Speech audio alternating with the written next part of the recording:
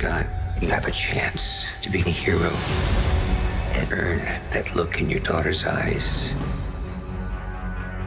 When you came back, everything changed. The doorway to the quantum realm has opened. You've made me an Avenger. But the hell is your league, Ant-Man? Hello, Taiwan. How are you? Greetings. I'm Peyton Reed, director of Ant-Man and the Wasp: Quantumania.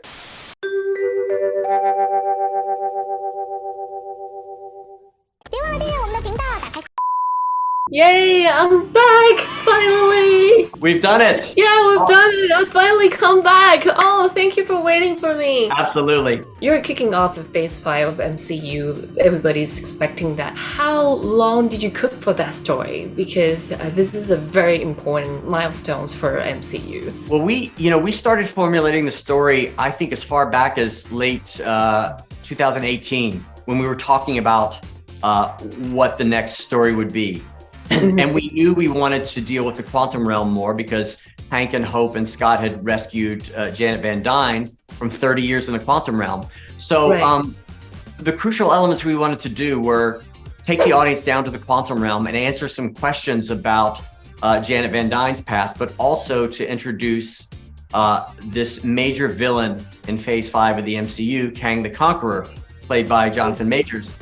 Kang was a character who in the Marvel Comics world was a very powerful villain, one of the top villains in the whole history of Marvel Comics. So I was thrilled to be able to bring Kang into this movie.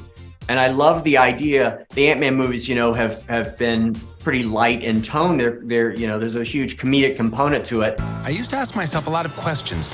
Scott, you're at ex-con. How are you an Avenger? That doesn't make sense. But everywhere I go, people tell me the same thing. Thank you, Spider-Man! And I like the idea of introducing Kang's energy, because Kang is not a character who suffers fools gladly. Scott Lang attempts to joke around with Kang the Conqueror in this movie, and Kang's not buying it. Kang has an agenda, and he has something he needs Scott Lang for in this movie. If you help me, I can get you home.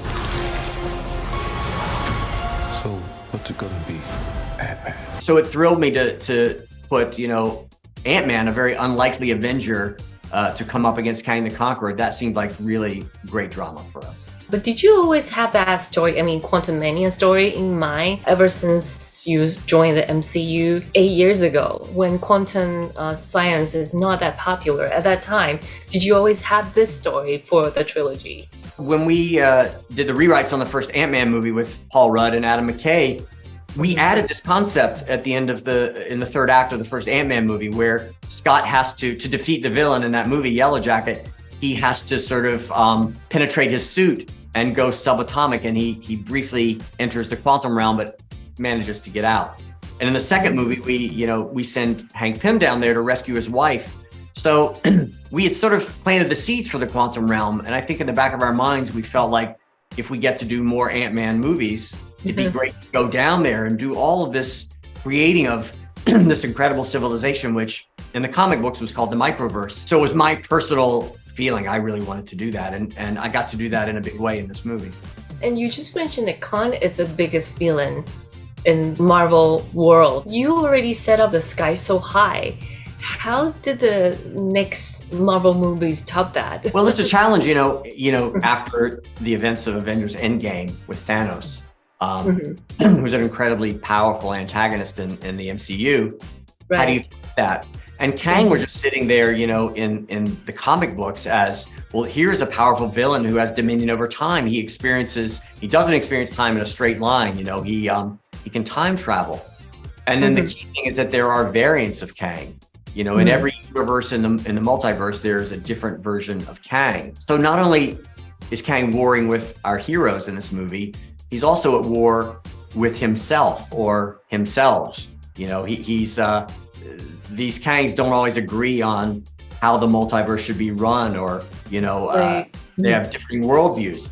So that puts them in conflict with each other. And that struck us as a very interesting variation on a villain in the Marvel Universe.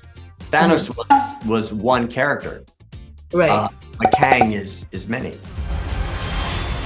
playing Kang the Conqueror is such a gift. Your reality, everything you're holding on to, I know how it ends. This is the beginning, and he cannot be contained. And you know, Taiwan has a reputation about making advanced semiconductor as well as a microprocessor. Yes. Also related to quantum science, quantum mechanics. Did you talk to any scientific expert, probably in TSMC, in order to make your story accurate?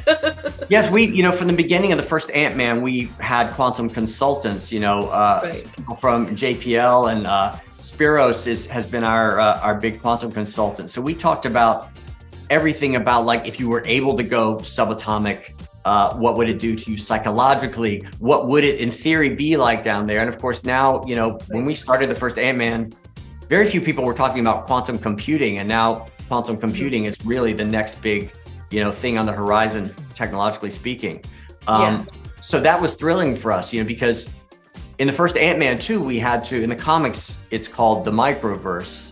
We had to come up with a new name for rights reasons. We had to come up with a new name for it, and we landed on the quantum realm. So it's really nice all these years later to really hear the word quantum in use in the real world and see that it, technologically speaking, is really the next big frontier. People still need help, Dad.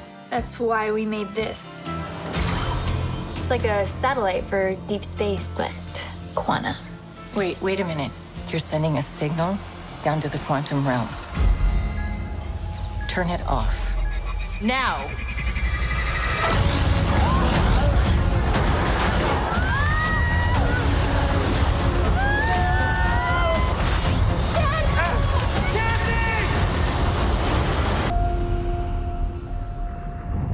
Where are we?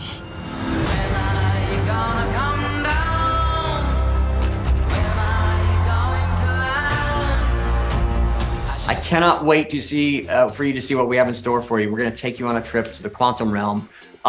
This movie demands to be seen on the biggest screen you can find. We shot it in IMAX format. See it in Dolby Surround. See it on the biggest screen. We want to take you with us to witness this battle between Ant-Man and the Wasp and Kang the Conqueror. Thank you. Thank you so much. Sending you hearts from Taiwan. Thank you. Thank you very much. And thank you for waiting for me. Great. Absolutely. Have a great day. Bye. 别忘了订阅我们的频道，打开小铃铛就不会错过任何精彩内容，随时上架。我们下回再见。